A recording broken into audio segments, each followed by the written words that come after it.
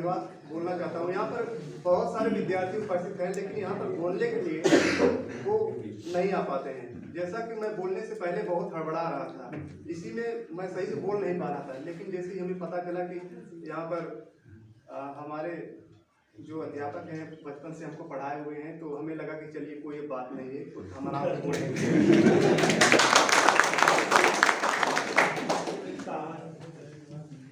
तो कि जब खो चुके हैं उम्मीद अपने धुलने के भी, कि जब खो चुके हैं उम्मीद अपने धुलने के भी, उन खाली बर्तनों को भर के दिखलाएगा। मौसम चाहे कितना भी खराब हो, अपनी मंजिल की उड़ान भर के दिखलाएगा। और मेरे हालात कहते हैं तू वापस मुड़ जा, और मेरे हालात कहते हैं तू वापस मुड़ जा, पर मेरा हौसला कहता है तू करके दिखलाएगा।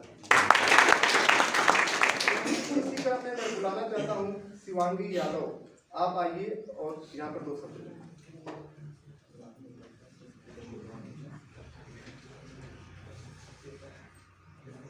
हमारी तरफ से आप सभी अतिथिगण और हमारे प्यारे भाइयों और बहनों, आपको हमारी तरफ से प्यार भरा नमस्कार। आज के दिन एक ऐसे महान पुरुष का जन्म हुआ जिन्होंने अपनी 40 वर्ष की उम्र में पूरे दुनिया को झकझोर के रख दिया। उनके जीवन की एक एक घटनाएं जो हमें प्रेरणा, इतनी ज़्यादा प्रेरणा देती हैं कि हमें उनसे बहुत सारी शिक्षाएं लेनी चाहिए। उनमें से कुछ प्रेरणाएं मैं आप लोग के समक्ष रखना चाहती हूँ। एक समय की बात है जब स्वामी विवेकानंद जी को किसी विदेश में आमंत्रित किया गया। जब वो वहाँ पे पहुँचे तो उनके स्वागत के लिए बहुत से वहाँ पे बहुत सारे लोग इकट्ठे हुए और उन्होंने कहा हेलो, और उनसे सब लोग हाथ मिलाना चाहे। लेकिन जब अंग्रेज़ों ने उनसे कहा हेलो तो उन्होंने बड़े विनम्रतापूर्वक, उदारतापूर्वक अपना हाथ जोड़कर उनसे कहा नमस्कार।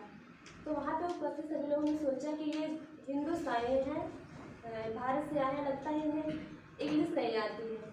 उन्होंने सोचा कि मैं इसे हिंदी में पूछूं। उन्होंने पूछा स्वामी विवेकानंद जी आप कैसे हैं? उन्होंने कहा I am fine thank you.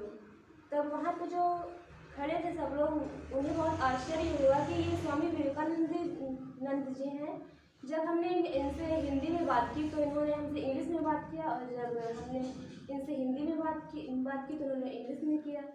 तो उन्होंने इसका कारण पूछा तो उन्होंने कहा कि जब आप अपनी हिंदी हमारी मातृभाषा है, वो हमारी माँ है। जब आप अपनी माँ का सम्मान कर रहे थे तब हमने अपनी माँ का सम्मान किया, और जब आप हमारी माँ का सम्मान कर रहे थे तब मैंने आपकी माँ का सम्मान किया।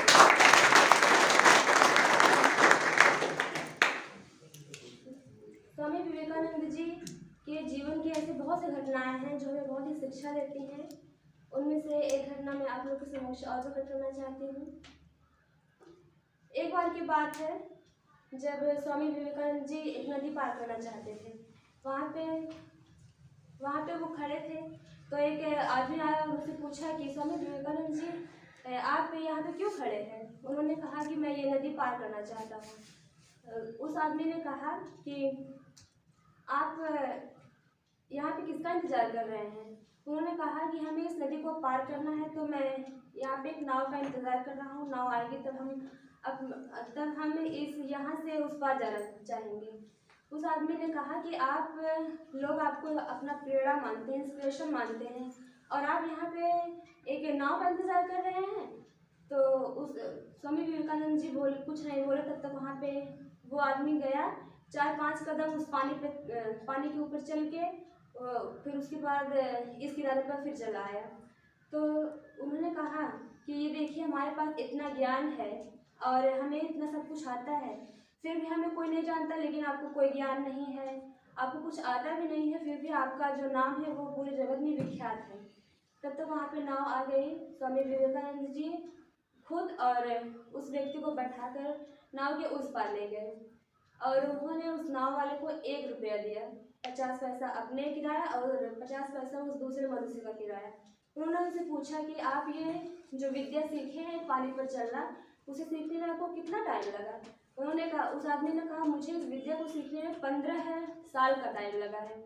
उन्होंने कहा कि यदि आप जो काम 5 मिनट 50 पैसे में हो सकता है, उस काम को करने के लिए आपने अपने जीवन का 15 साल लगा दिया है। यदि वही 15 साल आप पूरे देश की सेवा करने में, समाज की सेवा करने में लगा दिए होते तो आपका नाम कहीं और होता। जय हिंद।